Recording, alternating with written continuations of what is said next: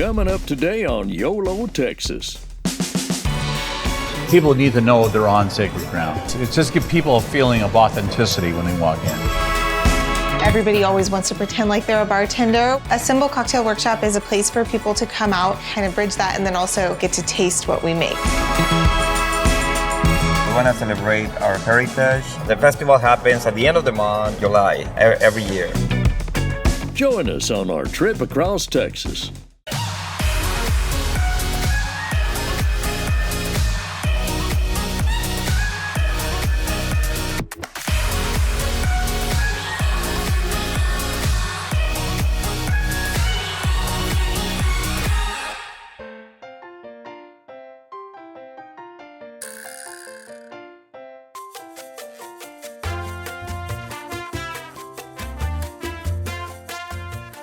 One of the big drawing cards for this place and many others around this area is heritage tourism.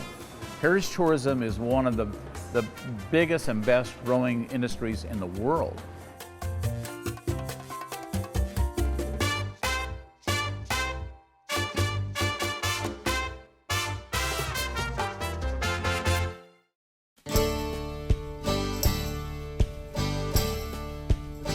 So this is the lobby. It's great. Yeah, this is the first impression to the customer, and that is make them feel like they're in Texas. There's no doubt you guys were successful in that. You got a gigantic Texas flag. Right. I love this quote here. Yeah, that's from Crockett's last letter that we know of to his family. He wrote it in January of 1836. People say when they come up to the front desk, they just love to have that feel. You know? Yeah, do not be uneasy about me. I am among my friends. Yeah. That's so good.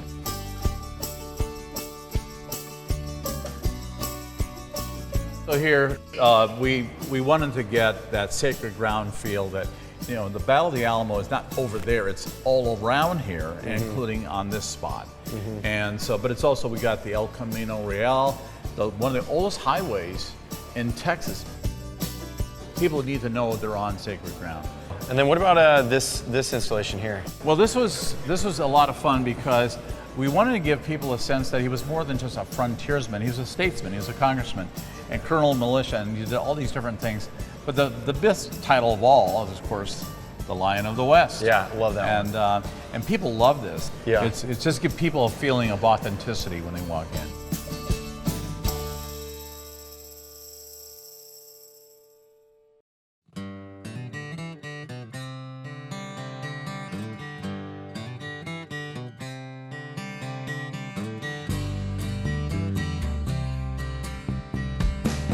What is it people need to know about the Crockett Hotel? What's the history of this building? Well, first of all, it was built in 1909. But more than that, this location, it plays a huge role in Texas history and including the Battle of the Alamo. We're on the battlefield here. What a lot of people don't realize is this location sits on the El Camino Real. This road, Bonham Street, used to be called Nacogdoches Road, is one of the oldest highways in Texas. Actually, it's about 300 years old now. So the hotel itself looks like it's been updated quite a bit. There are several areas that went through transformation.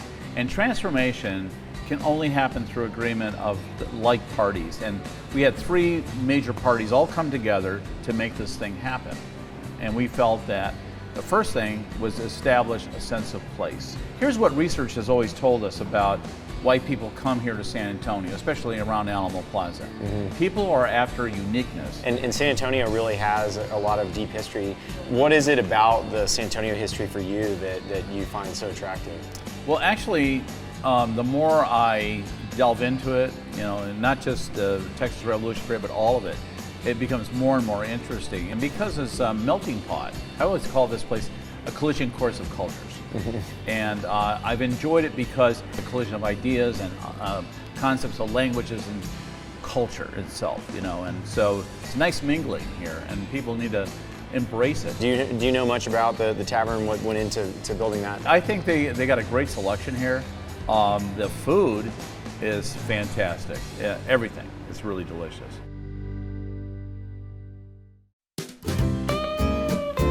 We have our signature beast burger here. This is a combination of Wagyu beef, antelope, elk, and wild boar. It's 25% of each, makes up a fantastic burger. You can see the size of this one. It's a full 8 ounces. We're gonna make our signature appetizer, fried green tomatoes. 3 parts to this, flour, then buttermilk, and then we're gonna dredge them in a little bit of a flour and cornmeal mixture.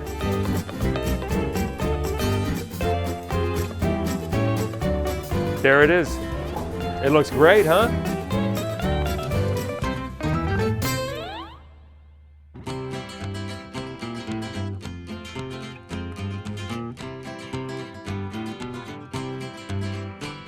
Well, Crockett Tavern, we took over the old spot with Ernie's. When we looked in toward the space, we really wanted to do justice for the Alamo and the history, for the fact that this spot is historically significant. It's been here for well over 100 years, and it's so close to the battle, and it's so close to the history of everything about the Alamo stands for. But there's a lot of cool, true, authentic things that we've kind of put together, the components of this bar to make it special.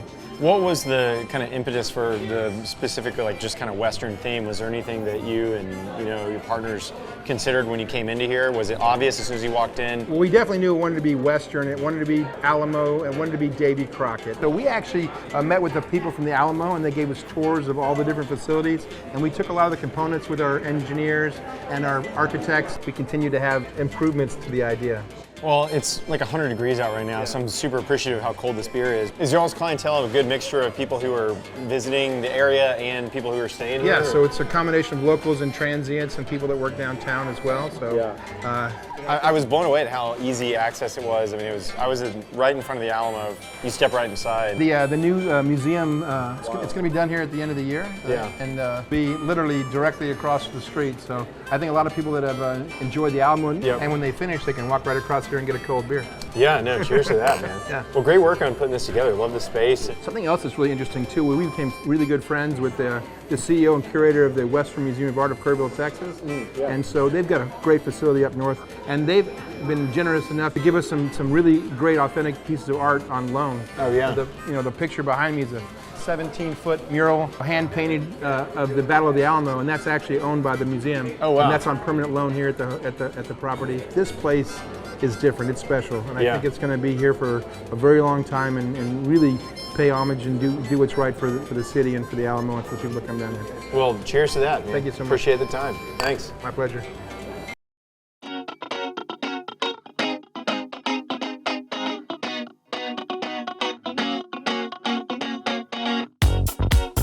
Everybody always wants to pretend like they're a bartender when they're, coming up to the bar to order their drinks. So this is just kind of a place for us to kind of bridge that and then also get to taste what we make.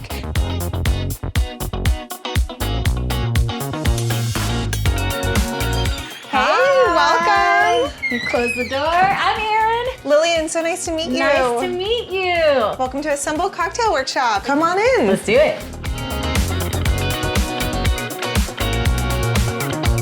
Please enlighten us about this Assemble Cocktail Workshop. Well, Assemble Cocktail Workshop is a place for people to come out for a unique experience. When people book a cocktail workshop, they can book a different themed night. So Thursday night's tiki night, Saturday morning I have a brunch workshop, and then I also have various other workshops where there's kind of something for everybody. Cool. So we handcraft 2 cocktails. Okay. The alcohol is reduced just a little bit so people don't leave here after just making 2 drinks back to back. Yeah, I'm trying to be mindful about alcohol consumption and, the fact that they might be going to dinner and still want to continue their night.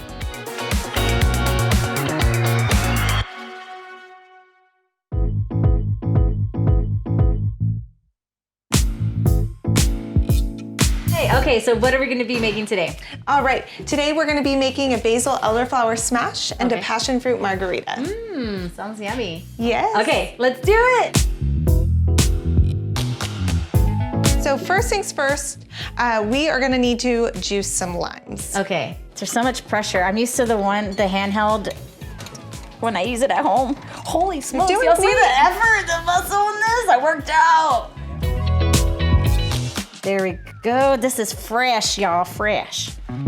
Yeah, try to use everything fresh and from scratch. There are a couple syrups that I do buy, such as the Lieber & Co. syrups. That's an Austin-based company, and they make such good syrup. So what we'll do is we'll take a couple basil leaves here. We're gonna do a technique called muddling. Okay. You might be familiar with mojitos get muddled. Yes. So you'll just wanna drop a couple pieces of basil into your shaker tin. It smells so good. I love the way that basil smells. I could eat it.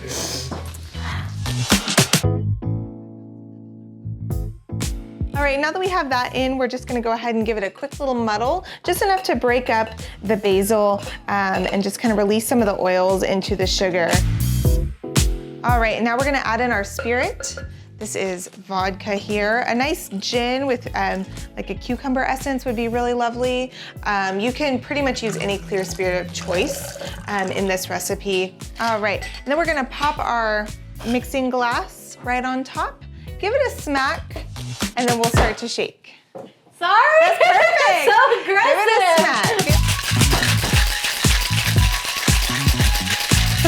All right, and then we're gonna use our Hawthorne strainer. We're just gonna go ahead and pour in. It smells so good.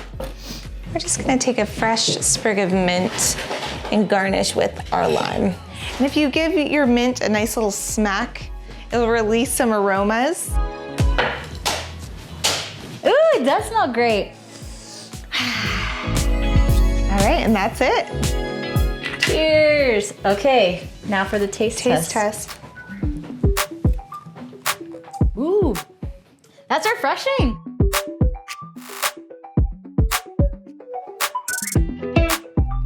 Now I'm interested in like, how do you come up with the recipes? Like, what's your background and how did you come up with the idea of making this assembled cocktail workshop?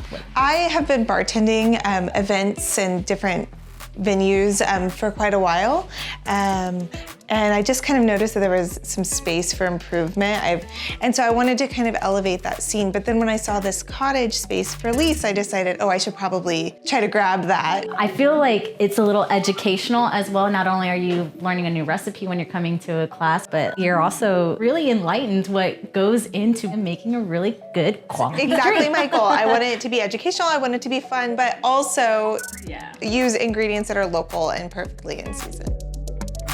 For our second cocktail, we're gonna be making a passion fruit margarita.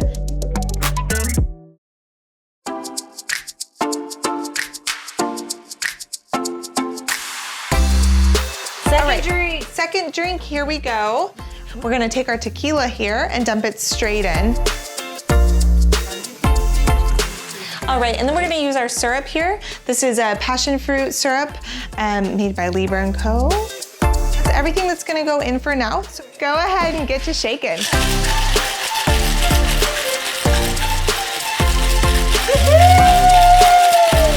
All right, and on this one, we're not gonna strain because we actually want the ice in there. We're gonna be adding another bit of ice. So then we're gonna go ahead and pour the butterfly pea flower tea, and you'll notice it goes from blue to kind of a purple color as it mixes with the acid. This is so much fun. This was such a fun class. Thank you so much for breaking it down for us. I think the best way to end it is with the nice cheers. So cheers, ladies. Cheers! Stick around, YOLO Texas. We'll be right back.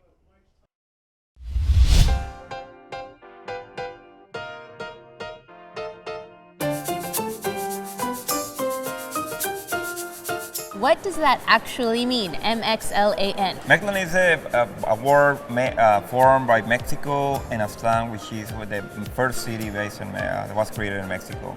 But also represents Mexico and Latin America in a way. So we want to celebrate our heritage through Mexico and Latin America and its influence in our Latinx culture in the United States. The festival happens at the end of the month, July, every year. The first day of the event is free, and then before 5 p.m. it's free too. And there's something for everyone, so tell us what we can expect at the event. We have a beautiful artisan mercado with over 150 participants.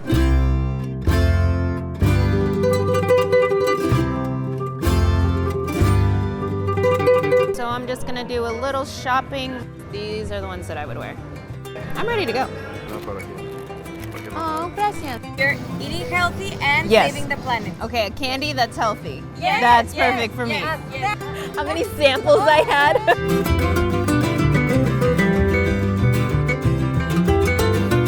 Well, you know, I've been walking around all day, taking tons of pictures, videos, things like that. My phone is running out of battery. Can you help me out with that? Oh, absolutely, yeah. As a matter of fact, we have a couple of charging stations here, and they're free. We love to bring them to events like these because a lot of people, same as you said, and you run out of battery, and then what do? So just to be clear, Reliant is giving away electricity for free. Absolutely. At Reliant, we always talk about being more than just your electricity provider.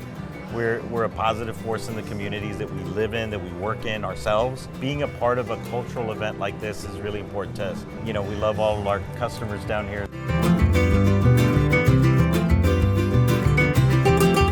Y'all, I would look good in this truck. It matches my earrings. I wonder if they'll let me take it.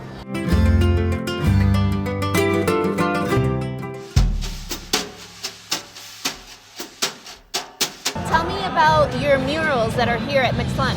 So this is our first mural. This one was part of the La Comunidad project, featuring like all types of artists like Irving Cano and Paula Delfin and other local artists. So this one we wanted to do like iconography that is true to us. When you think about like a hangout, family time, friend time.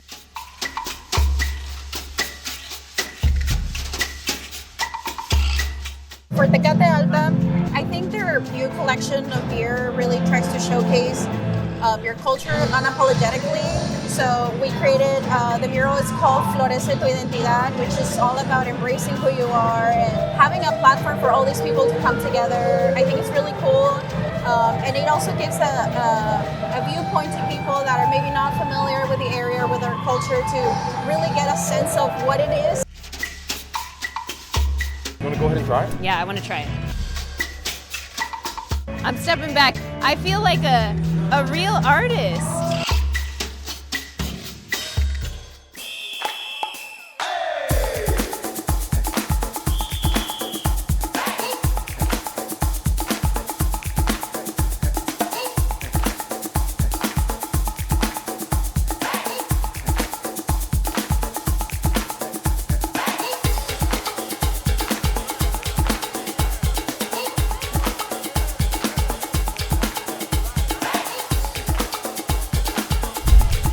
Stick around. The sun might be going down, but the party's not over. Up next, we have dinner and a show.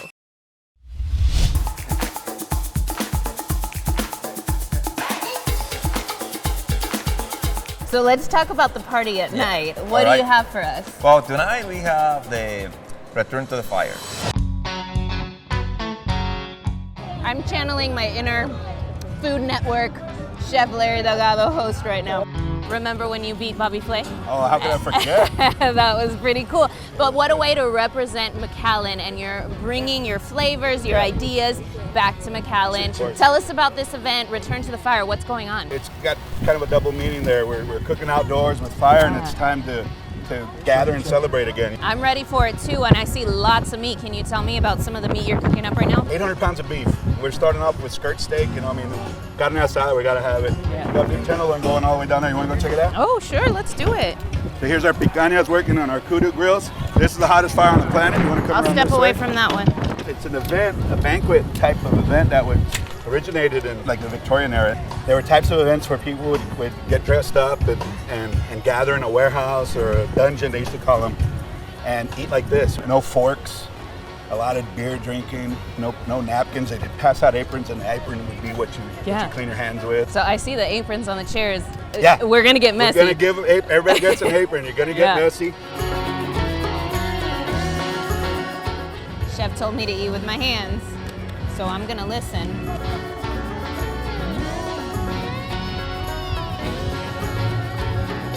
Oh, the beef has a kick to it. It's juicy, which is what Chef beat Bobby Flay with. If you're wondering how he beat Bobby Flay, you just need to try it. What does it mean for you to represent McAllen in this way? In every way. I love this city. I grew up in the valley.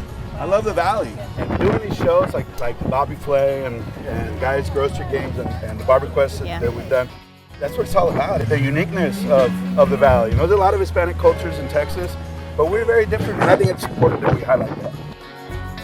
Look at this piece. It's good enough to taste. Camera guy took it. It was good though, right?